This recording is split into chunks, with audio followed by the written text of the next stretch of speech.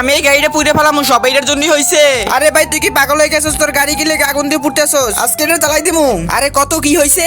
2 ঘন্টা আগে অফিসে যাওয়ার আগে গাড়িটা সাফ করে নেই। আরে ছোট, এটা তুই কি করলি? গাড়িতে দাগ ফেলাই দিছস? এই হাত দিয়ে দাগ দিছস না? এই নে নে আবার নে। আমার পোলা অজ্ঞান হয়ে গেছিল আর ওর হাত থেকে অনেক রক্ত বাইরেছিল।